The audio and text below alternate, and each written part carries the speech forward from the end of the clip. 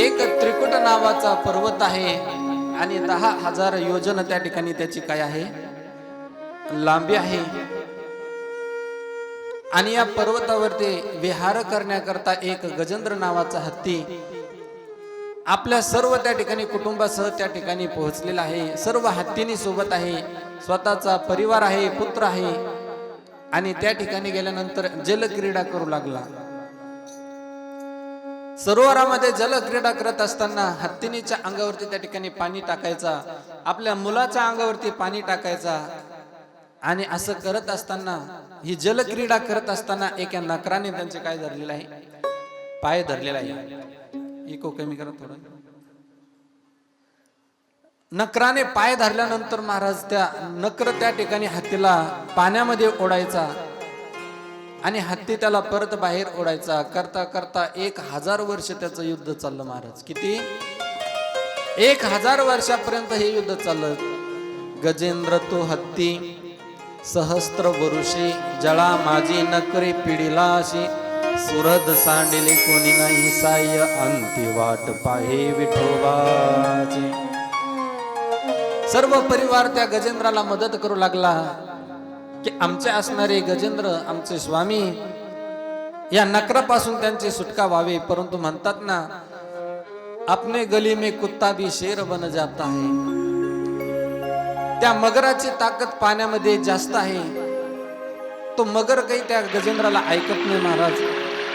शेवटी सगळ्या परिवाराने विचार केला. 1000 वर्ष त्या ठिकाणी निघून गेले आणि गजेंद्र हे त्या ठिकाणी म्हातारे झालेले आहेत. पिकलेलं पान आहे, कधीतरी गळून पडणारच आहे. मग आपण यांच्यासाठी आपला देह त्या ठिकाणी का बरं त्यागावा? आपण आपला संसार का बरं सोडावा? लेकर बाळ आहे, मुलं आहे. शेवटी महाराज या सगळ्यांनी काय केलं, त्यांना सोडून दिलेलं आहे. जो वरी चळण गातो वरी म्हणती माझा. जोपर्यंत मनुष्याच्या खिसामध्ये पैसा आहे, प्रतिष्ठा आहे, समाजामध्ये मान्यता आहे, तोपर्यंत सगळे आपल्याला आपलं म्हणतात महाराज. परंतु एकदा का पैसा निघून गेला, पद प्रतिष्ठा निघून गेले की जीवनामध्ये कोणीच आपलं राहत नाही. सुख के सब साथी दुख में ना कोय. प्रत्येक मनुष्य त्या ठिकाणी सुखामध्ये साथ देतात, परंतु दुःखामध्ये मात्र कोणी साथ देत नाही. कन्या पुत्रा दिवाळे तो स्नेहाची स्नेहाळे. बाप आपल्यावरती किती प्रेम करत असतो, परंतु तो बाप सुद्धा जे जे बापाची आवड, तो बाप सुद्धा काळ आल्यानंतर काही करू शकत नाही महाराज. जे जे बापाची आवड मुखी घालून करी कोड. जेव्हा लागली यमवोड तेव्हा दुरी राहिली. बहिणी बंधूचा कळवळा हे तुझा नशी दयाळा. जेव्हा लागली यमश्रंखला तेव्हा दुरी राहिली. बहीण सुद्धा काही करू शकत नाही, भाऊ सुद्धा करू शकत नाही महाराज. एवढंच नाही, ज्या आईने आपल्याला 9 महिने 9 दिवस आपल्या पोटामध्ये त्या ठिकाणी वागवलं, ती आई सुद्धा काळ आल्यानंतर काही करू शकत नाही. 9 मास गर्भवासी कष्ट झाले त्या मातेशी. ती तव निष्ठुर झाली कैसी जेव्हा यमोड लागले. म्हणून नाही रे नाही कुणाचे कोणी. नाही रे नाही कुणाचे कोणी. नाही रे नाही कुणाचे कोणी. नाही रे नाही कुणाचे कोणी. बहीण कुणाची, भाव कुणाचा, कोण कुणाचे सगळे सोय रे. बहीण कुणाची, भाव कुणाचा, कुणी कुणाचे सगळे सोय रे. बहीण कुणाची, भाव कुणाचा, कोण कुणाचे सगळे सोय रे. बहीण कुणाची, भाव कुणाचा, कुणी कुणाचे सगळे सोय रे. मेल्या मागे तुटतील धागे दोरे मेल्या मागे सर्व राहील तुटतील धागे दोरे नाही कुणाचे नाही रे नाही कुणाचे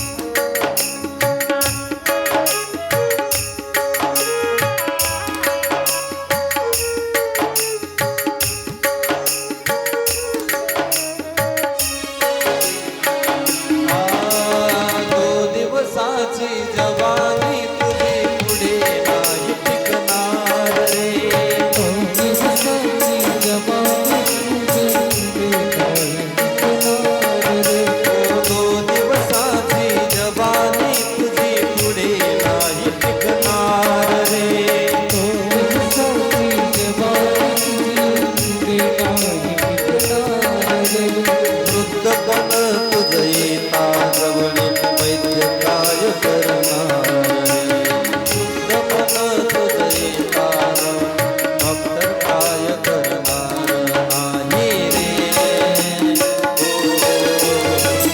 नाही गुणाचे नाही रे नाही गुणाचे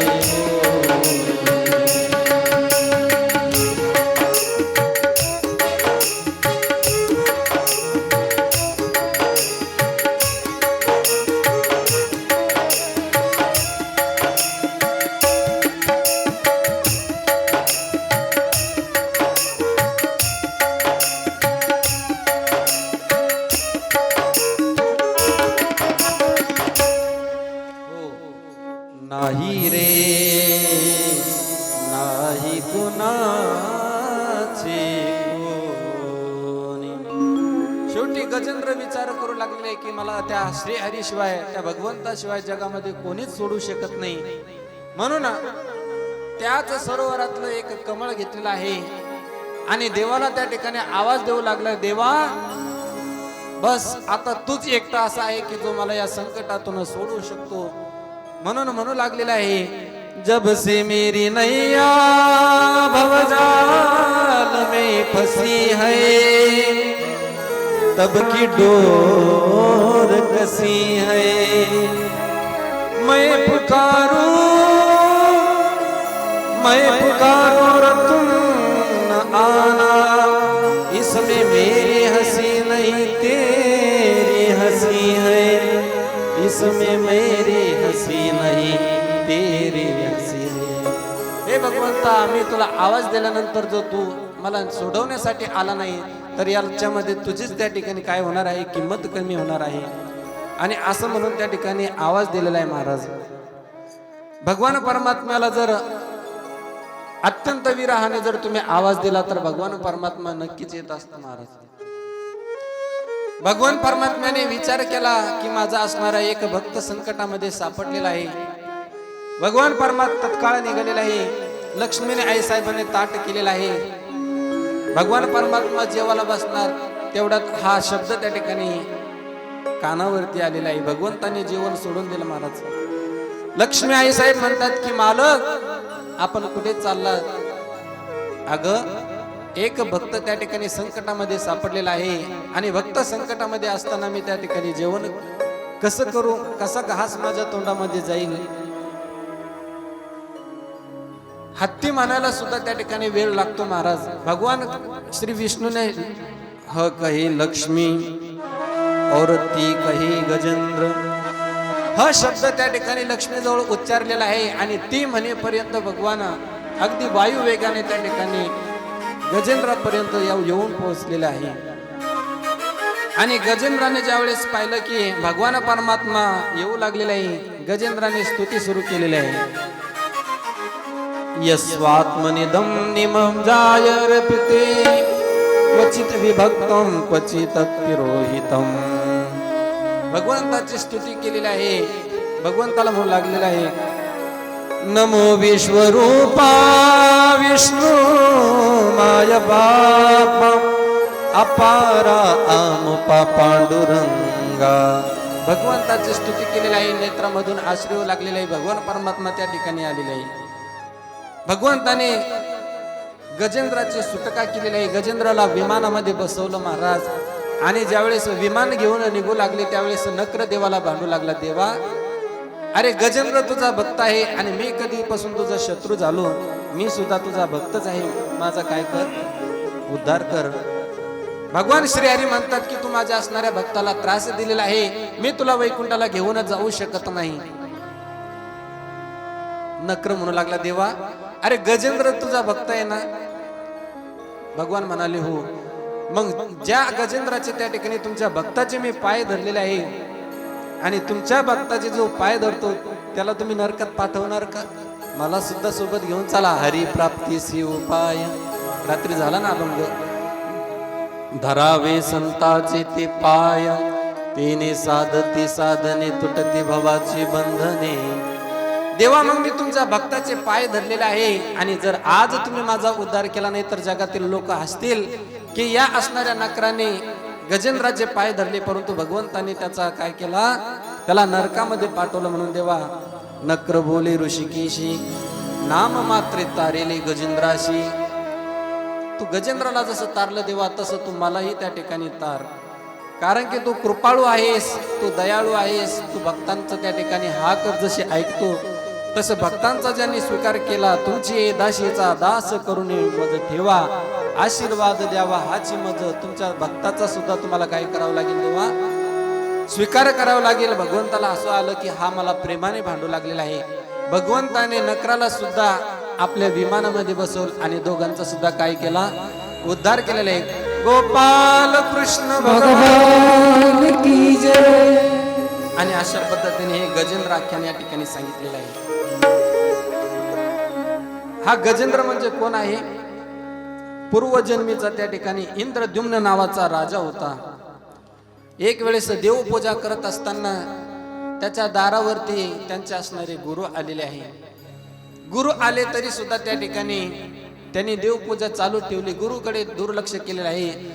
शेवटी सद्गुरूला राग आलेला आहे. कारण की शास्त्र सांगतस, देव सारावे परते संत पूजावे आरोते. अगोदर संताची त्या ठिकाणी पूजा झाली पाहिजे. राग आलेला आहे.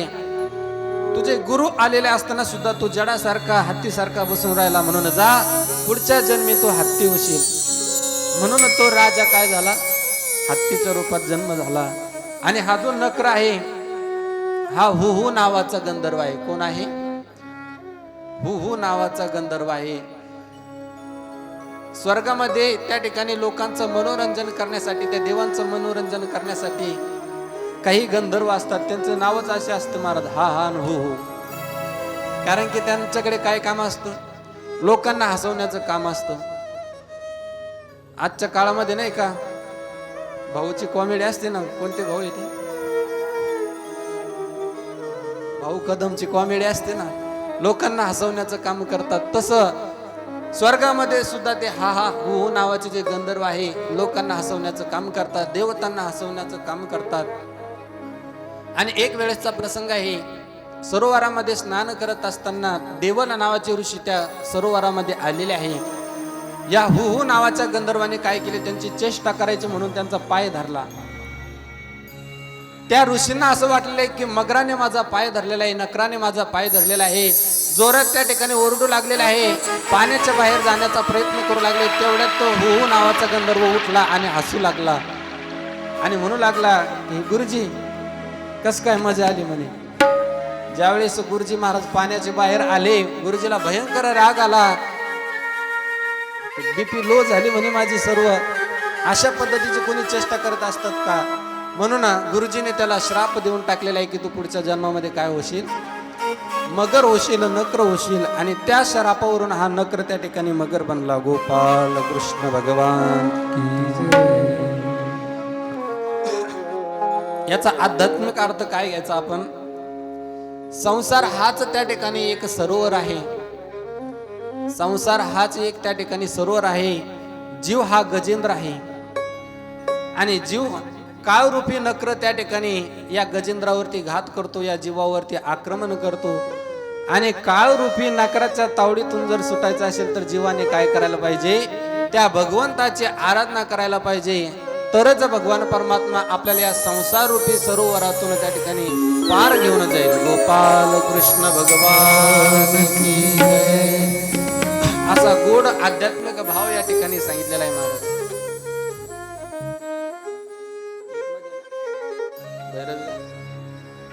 परंतु त्याच्यासाठी काय पाहिजे महाराज? देवावरती विश्वास पाहिजे. काय पाहिजे? विश्वास पाहिजे. विश्वास जरूरी है, विश्वास जरूरी है. तेरी बिगड़ी बनाएगा,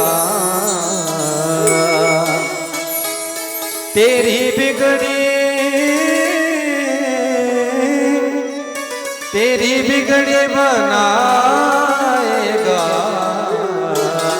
विश्वास जरूरी है, विश्वास जरूरी है. हो के मगन जब भी तू इसके भजनों को गाएगा. अगर हो भरोसा पक्का तो तेरे सामने आ जाएगा. तेरे संग संग चलेगा वो, तेरे संग संग चलेगा वो. विश्वास जरूरी है, पर प्यास जरूरी है. म्हणून गजेंद्रासारखा जर विश्वास भगवंतावरती असेल तर आज सुद्धा भगवान परमात्मा आपला नक्कीच उद्धार करेल. गोपाल कृष्ण भगवान.